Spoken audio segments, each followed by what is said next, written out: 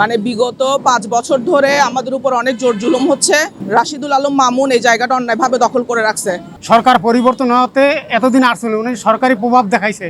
চট্টগ্রামে মায়ের রেখে যাওয়া সম্পত্তি ভোগ দখল করতে পারছে না জাকিয়া সুলতানা, সাদিয়া নাসরিন, মরিয়ম মমতাজ নামের 3 নারী। অভিযোগ উঠেছে তাদের আপন বোন শাহনাজ বেগম শিমু ও তার স্বামী রাশেদুল আলম মামুন বহিরাগত সন্ত্রাসী দিয়ে জায়গা অবৈধভাবে দখল করার চেষ্টা চালিয়ে যাচ্ছেন। 2-3 বার থেকে মনে করেন সাইনবোর্ড লাগাইছিল। ওরা তিন ভাইরা ছিল, ওরা লাগাইছে আবার খুলে ফেলছে মামুন সাহেবের লোকেরা। সরকার পরিবর্তন হতে এতদিন আসছিল, উনি সরকারি প্রভাব দেখাইছে। দেখাবার পরে মনে করেন যখন সরকার চেঞ্জ হয়ে গেছে, সব কিছু চেঞ্জ। তারপর ওরা 3 ভাইরা আসছে, এখানে আসার পর থেকে গেট ওরা খুলে দিয়েছে বা খুঁজছে। ইট আনছিল, বালু আনছিল, কিন্তু মানে ইট আনছে, বালু আনছে। রাত্রেবেলা গেট মনে করেন ভাঙ্গে চুরিয়া সব লই গেছে। যাওয়ার পর নিয়ে গেছে মামুন সাহেবের লোকেরা। নেওয়ার পরে মনে করেন ওই ইটগুলো সব লই গেছে, গেট লক করে দিয়েছে, ওয়ালিং করে দিয়েছে। পরবর্তীতে মনে করেন আবার ওনারা আসছে, আইন শৃঙ্খলা বাহিনী, নৌবাহিনী আসছে, ওনারা সহায়তে এই জিনিসটা মনে করেন খুলে দিয়েছে। তারপর ওনারা বলে গেছে আমরা সবাই ছিলাম। এরা 4 জন মালিক, দোকান ভাড়া উঠলে 4 জন ভাগ করে নেবে, জমিটা 4 জন সুন্দর মতো ভাগ করবে। হ্যাঁ, যাতে কোনো ঝগড়া সৃষ্টি না হয়, সুন্দরভাবে চলতে পারে।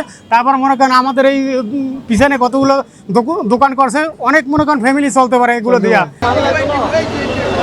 অভিযোগে বলা হয় নগরীর দক্ষিণ হালিশহরস্থ ব্যারিস্টার সুলতান ডিগ্রি কলেজের পাশে এই জমিটি দীর্ঘদিন ধরে দখলে রেখেছেন রাশেদুল আলম মামুন ও শাহনাজ বেগম শিমু গংরা।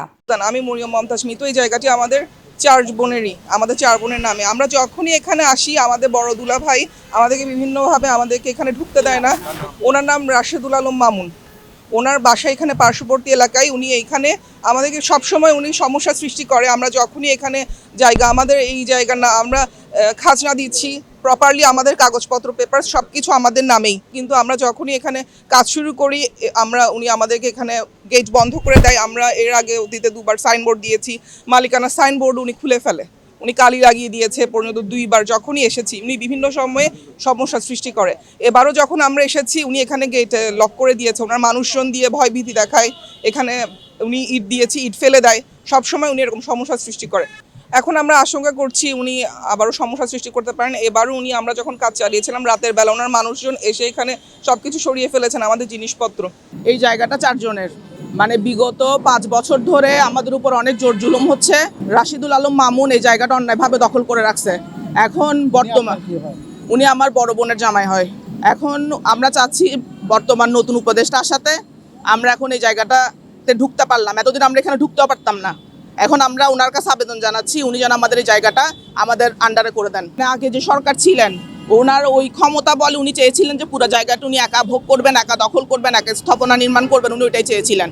এখন ওটা ওনার না হওয়াতে উনি আমাদেরকে বাধা দিচ্ছেন। সামনে দোকান দিয়ে মানে উনি এটা এতদিন দখল করে রেখেছেন, দোকানের ভাড়া খেয়েছেন, সব উনি করেছেন, আমাদেরকে এখানে ঘেঁষতেও দেননি। আইন শৃঙ্খলা বাহিনী, বর্তমান উপদেষ্টা, সেনাবাহিনী, নৌবাহিনী, বিমান বাহিনী যারা আছেন তারা যেন আমাদেরকে, আশেপাশে যারা আছেন তারা যেন আমাদেরকে সাহায্য সহযোগিতা করেন।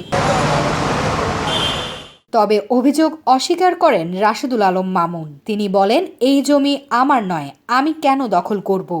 ওনাদের জায়গা আমি কি আমার তো জায়গা নেই এখানে, আমার জায়গা আছে। আমাকে দেখেন, আমার এখানে নিজের আমার কোনো জমি নেই, ওনাদের বোনের জমি। উনি আমি কিছু জানি, আমি অন্ধরে জিজ্ঞেস করলে দিন না রাত, আমি বলবো দিন না রাত না। চলমান এই সমস্যা প্রশাসনিক হস্তক্ষেপে সমাধান হবে বলে মনে করছেন স্থানীয়রা। News desk, news day 24।